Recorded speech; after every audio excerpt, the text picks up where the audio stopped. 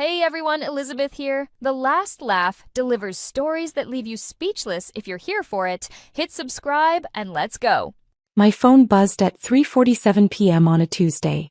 Dad's text was short, direct, and exactly what I'd expected for the past 9 years. Family dinner tonight.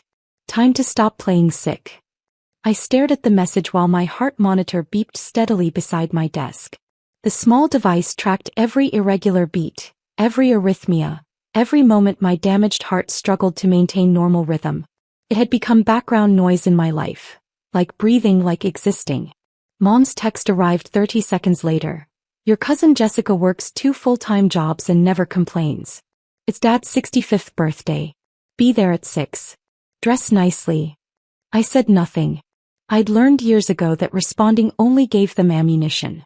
My apartment was quiet except for the hum of the air purifier I needed to prevent respiratory complications. Medication bottles lined my kitchen counter in careful rows. Beta blockers, AV inhibitors, anticoagulants, diuretics. Each one kept me alive. Each one my family believed was proof of weakness. I picked up my phone and called the one person who understood. Dr. Chen's office, the receptionist answered. Hi Sarah. It's Emma Richardson. Is Dr. Chen available? She's in surgery, but she left instructions that you can always reach her. Is everything okay? My family's having a birthday dinner tonight. They've been texting about me playing sick again. There was a pause.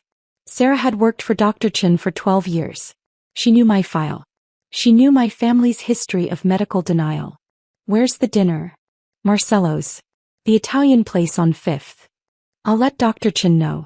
She had a late reservation there tonight anyway. She'll keep an eye out. I should have felt relief. Instead, I felt the familiar exhaustion of having to prove my illness existed. Again. I was 19 when my heart first failed. It happened during my sophomore year of college. I'd been studying for finals, pulling all-nighters like every other student. Then one morning I woke up and couldn't breathe. My roommate found me blue-lipped and unconscious on our dorm room floor. The ambulance arrived within 6 minutes.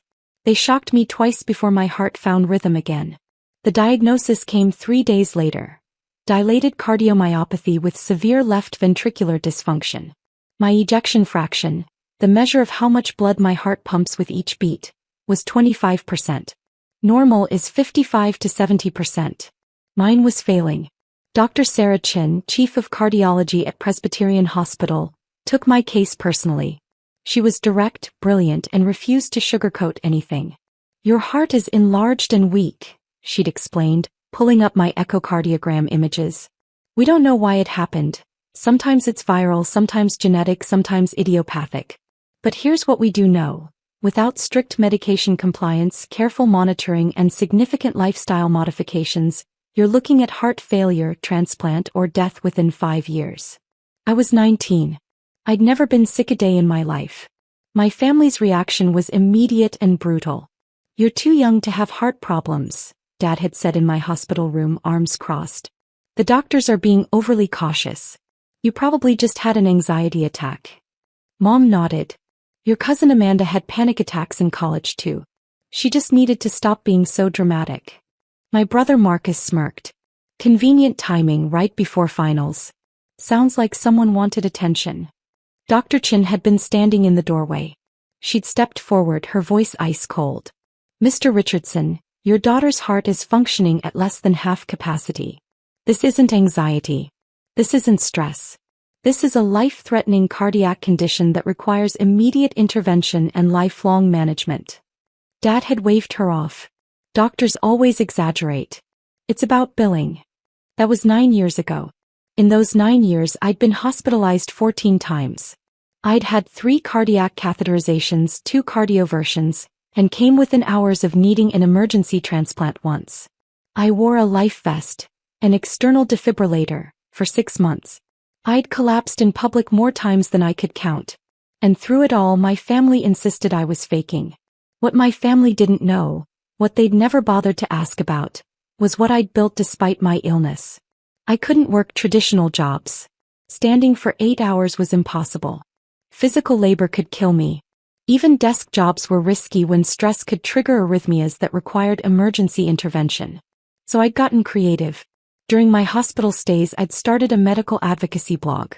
I wrote about navigating insurance denials, finding specialists, managing medication costs, living with invisible illness. It resonated with people who felt unheard by the healthcare system. Within a year, I had 50,000 followers. Within 3 years, major patient advocacy organizations were asking me to consult on their campaigns. By year 5, I'd written a book, The Patient's Voice, Navigating Chronic Illness in a System That Doesn't Believe You. It hit the New York Times bestseller list. I'd been invited to speak at medical conferences, hospital systems, and pharmaceutical companies about patient-centered care. Last year, I'd founded the Richardson Foundation, a nonprofit that provided financial assistance to chronic illness patients facing medical bankruptcy. We'd raised $3.2 million and helped 847 families. I made a comfortable living through speaking fees, consulting, and book royalties. I had excellent health insurance. I lived independently in an accessible apartment. But to my family, I was just sick Emma, who couldn't hold a real job. I'd stopped trying to correct them. The divide had grown too wide. They saw what they wanted to see, a daughter who disappointed them by being weak. What I'd learned over 9 years: you can't force people to see your worth when they're committed to your failure. I arrived at Marcello's at 6:02 p.m. My medication case was in my purse. I took doses at 6 p.m. and 10 p.m. without fail. Miss even one dose and my heart rhythm destabilized. The restaurant was elegant but casual, with warm lighting and the smell of garlic and fresh bread. I spotted my family immediately at a large corner table. Dad saw me and his expression soured. I walked over carefully. I'd learned to pace myself too fast and my heart rate spiked dangerously. I looked healthy to people who didn't know better. That was part of the problem. You made it, Mom said, her tone suggesting I'd inconvenienced everyone. We'd almost given up on you. Happy birthday, Dad, I said quietly, setting down the card I'd brought. He didn't open it. You're wearing jeans to my birthday dinner? I was wearing dark jeans and a nice blouse. The stretchiest, most comfortable clothing I owned that still looked presentable. Anything with a tight waistband compressed my chest and made breathing harder. I'm sorry. This was the most appropriate thing I had that I could breathe in. Marcus laughed. Still making excuses. Some things never change. My cousin Jessica, the one who apparently worked 2 jobs without complaining, looked uncomfortable. Maybe we could just order? Good idea, Dad said. Emma, you're sitting at the end. We don't want you disrupting conversation with your medical needs. I took the indicated seat without argument. Dr. Chin had texted that she was at the restaurant but at a different table. I spotted her across the dining room. She'd positioned herself where she could see our table clearly. She gave me a subtle nod. Dinner started badly and deteriorated. Dad ordered wine for everyone. When I asked for water instead, he sighed loudly. Of course. Can't even have 1 glass of wine to celebrate your father's birthday. Alcohol interferes with my heart medication, I said quietly. Everything interferes with something according to you, Mom interjected. Jessica, tell Emma about your new promotion. Jessica shifted uncomfortably. I just made assistant manager at 2 jobs, Mom emphasized. 2 jobs, and she's never called in sick once. Not once. The implication hung heavy. Unlike you. I checked my watch. 6:28 p.m. I needed to take my medication at 6:30. I pulled out my pill case discreetly. Dad's hand slammed on the table. Are you seriously taking those pills at the dinner table? At my birthday dinner. I take them at the same time every day. It's 6:30. If I miss the window, my heart rhythm. Enough. Dad's voice was sharp enough that nearby tables turned to look. I'm tired of the pill routine. I'm tired of the excuses. I'm tired of you using your so-called illness to get out of living like a normal person. My heart rate spiked. I could feel it, the irregular flutter, the skip, the way my pulse hammered unevenly in my chest. Dad, I need to take these. He reached across the table and grabbed my pill case. No. Not tonight. Tonight we're having one normal family dinner without your dramatics. Give them back. My voice was steadier than I felt. You don't need them. You've been milking this heart thing for 9 years. He stood up, walked to the nearby server station and threw my medication bottles into the trash bin. The restaurant went quiet. I couldn't breathe. Not from panic. From the fact that my heart was already responding to the stress and missing medication. I could feel the arrhythmia starting, the dangerous rhythm that required immediate intervention. That's better, Dad said, sitting back down. Now we can have a normal evening. Mom smiled approvingly. Tough love. It's what you need. Marcus raised his wine glass to Dad for finally putting his foot down. I stood up on shaking legs.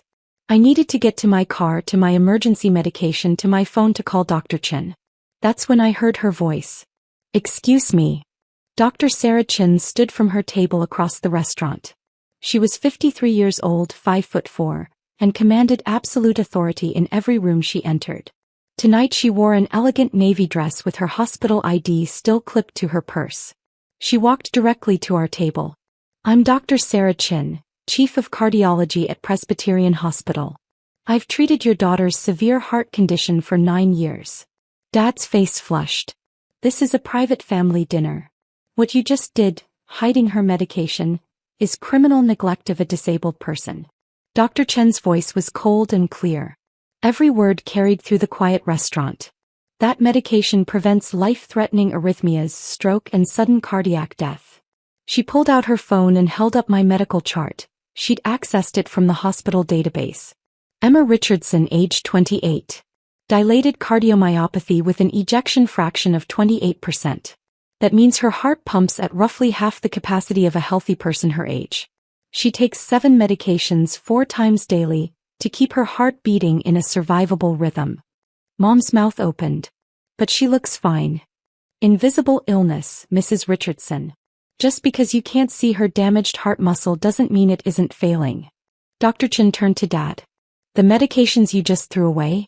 Beta blockers to control her heart rate. ACE inhibitors to reduce strain on her heart. Anticoagulants to prevent the blood clots that form when her heart doesn't pump efficiently. Diuretics to prevent the fluid buildup that would drown her lungs from the inside. She's exaggerating, Marcus said weakly. Dr. Chen pulled up another image on her phone, an echocardiogram showing my enlarged, weakly contracting heart. Does this look like exaggeration? This is from her last cardiac imaging 3 weeks ago. Her left ventricle is severely dilated. Her mitral valve has moderate regurgitation. She's in atrial fibrillation roughly 40% of the time despite maximum medication. The restaurant manager approached nervously. Dr. Chen held up one hand. Call 911. This patient needs immediate cardiac monitoring after missing her scheduled medication dose and experiencing significant stress.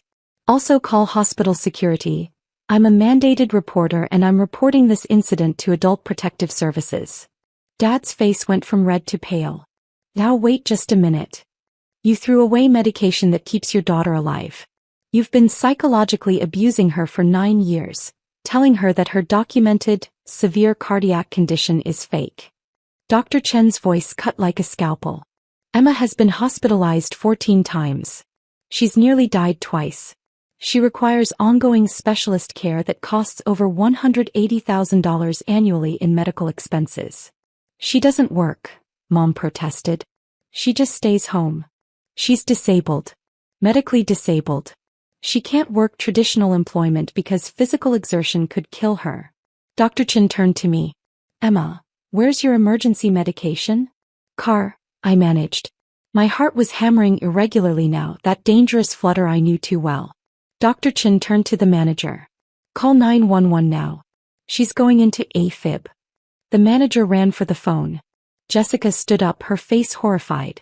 Uncle Robert, what have you done? Dr. Chen retrieved my medication bottles from the trash. Thankfully the trash bin had only paper napkins in it. She opened the beta blocker bottle and handed me my dose with her water glass. Take this now. I did, hands shaking.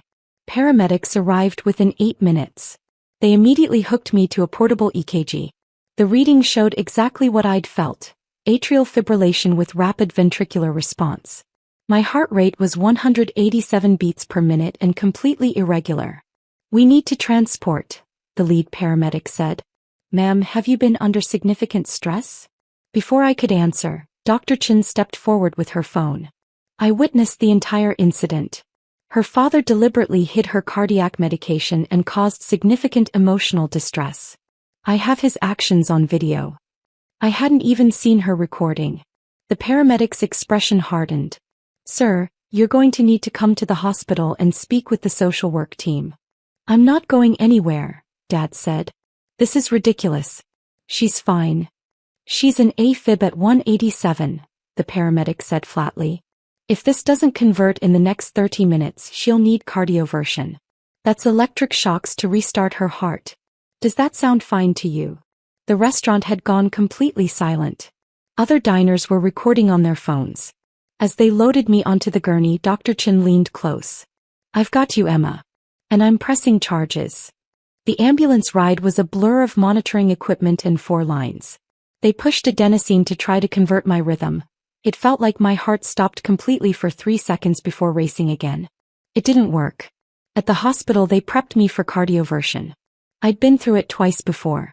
They sedate you, deliver controlled electric shocks to reset your heart rhythm and hope it works. I woke up in the cardiac unit 2 hours later with a normal rhythm and Dr. Chin sitting beside my bed, typing on her laptop. Welcome back, she said. You converted on the second shock. You're stable. Pi family is currently speaking with hospital security, social work, and 2 police officers. Dr. Chin closed her laptop. Emma, I've been documenting your family's medical abuse for 9 years. Every time you've told me they don't believe your diagnosis. Every hospitalization they've skipped. Every birthday they've blamed you for ruining. It's all in your medical record as psychosocial factors affecting your health. You recorded them. I did. I was having dinner with my wife when I saw your family arrive. I positioned myself where I could intervene if needed. She pulled up the video on her phone. This clearly shows your father throwing away your medication after you requested it. That's assault on a disabled person and criminal neglect. He didn't mean. Emma. Stop protecting them. Dr. Chen's voice was gentle but firm. Your father deliberately prevented you from taking life-saving medication.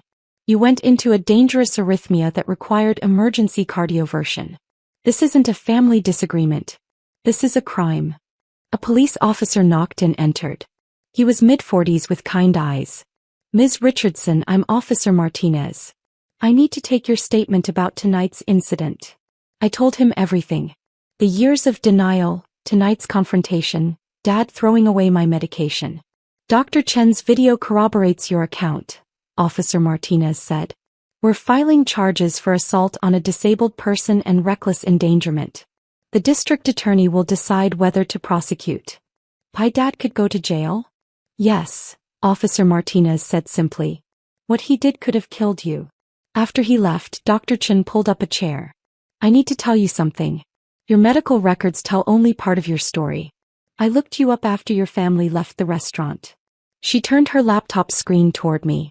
It showed my author website, my foundation, the Forbes article that had called me a rising voice in patient advocacy. Why didn't you tell them? She asked. Because they wouldn't believe that either, I said quietly. To them, if I'm sick, I can't be successful. The two can't coexist in their minds. So I stopped trying to prove anything. Dr. Chin nodded slowly. I'm testifying at the hearing. I'm bringing 9 years of medical records. And I'm calling every medical conference that's had you speak to provide character statements. Your family is going to learn exactly who you are. The preliminary hearing happened 3 weeks later. I sat in the courtroom in my nicest dress with my medication case in my purse and my heart monitor under my blouse.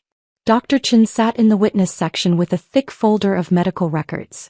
Dad's attorney tried to argue it was a family misunderstanding. Then Dr. Chin took the stand. For 45 minutes she methodically presented my medical history. She showed echocardiogram images, EKG strips, hospitalization records. She read aloud notes from my chart documenting my family's refusal to accept my diagnosis. In 9 years of treating Ms. Richardson, her family has attended 0 cardiology appointments. They've visited her in the hospital twice out of 14 admissions. They've consistently told her that her documented heart failure is in her head or for attention. Dr. Chen's voice was clinical and devastating. The night of the incident, Mr. Richardson didn't just hide medication. He deliberately prevented his daughter from taking drugs that prevent sudden cardiac death. His actions directly caused a life-threatening arrhythmia. He played the video. The courtroom watched my father throw away my medication. Watched him refuse to return it. Watched me struggle to breathe while my family toasted his birthday. The judge's expression hardened. Then the prosecutor called me to the stand. Ms. Richardson, can you explain to the court what happens if you miss your medication? I'd prepared for this. Within 2 to 4 hours my heart rhythm destabilizes. I develop atrial fibrillation, where the upper chambers of my heart quiver instead of beating properly. If that continues, blood clots can form. Those clots can travel to my brain and cause a stroke. The irregular rhythm can also trigger ventricular tachycardia, which is immediately life-threatening. And missing one dose can cause this? Yes. My cardiologist describes it as walking a tightrope. The medication keeps me balanced. Missing doses means falling. What would you like to say to your father? I looked at Dad. He was staring at the table, his attorney whispering urgently. I wanted you to believe me, I said quietly. For 9 years I wanted you to believe that I was sick, that I was trying my best, that I didn't choose this. But you were so committed to thinking I was weak that you never saw what I actually built. The prosecutor introduced evidence I'd provided. Copies of my book, my speaking engagements, the Foundation's annual report showing $3.2 million raised. Ms. Richardson has been named to Forbes 30 Under 30 for healthcare. She's spoken at the Mayo Clinic, Johns Hopkins, and the NIH about patient-centered care. She's built a nonprofit that's helped nearly 1,000 families facing medical bankruptcy. The prosecutor looked at Dad. All while managing a condition that could kill her any day. Mom started crying in the gallery. The judge set bail conditions. Dad couldn't contact me, couldn't come within 500 feet of me, and had to complete a family violence intervention program. The assault charges would move forward to trial. 6 months later, I stood at a podium at the American Heart Association's annual conference. Dr. Chin had invited me to speak on a panel about invisible illness and family dynamics. Having a chronic illness doesn't mean you can't build a meaningful life, I told the audience of 400 cardiologists, nurses, and patient advocates. It means you build differently. I can't work 60-hour weeks. I can't climb mountains. I can't do many things healthy people take for granted. I clicked to the next slide. A photo of my foundation's team distributing medical bill assistance checks. But I can use my experience to help others. I can write. I can speak. I can advocate. And I can build something that matters. After the panel, Dr. Chin found me in the hallway. Your father's attorney reached out. He wants to settle. Completion of the intervention program, formal apology, and no contact unless you initiate it. What do you think? I think, Dr. Chin said carefully, that you've spent 9 years trying to prove your worth to people who refuse to see it. The question is whether you still need their validation. I thought about it. No. I don't. Then accept the settlement. Move forward. Keep building. That night, I updated my foundation's website with photos from the conference. My phone buzzed. An email from a woman whose daughter had just been diagnosed with the same condition I had. Your book saved us, she wrote. Our family believes her now. Thank you for sharing your story. I smiled and started typing a response. My heart monitor beeped its steady rhythm beside me. The medication bottles sat in their careful rows. My body was still broken in ways that would never fully heal. But I'd built something stronger than a perfect heart. A life that mattered, success on my own terms, and the absolute certainty that I didn't need anyone's permission to exist exactly as I was. Dad's face going pale at that restaurant table wasn't the victory. This was.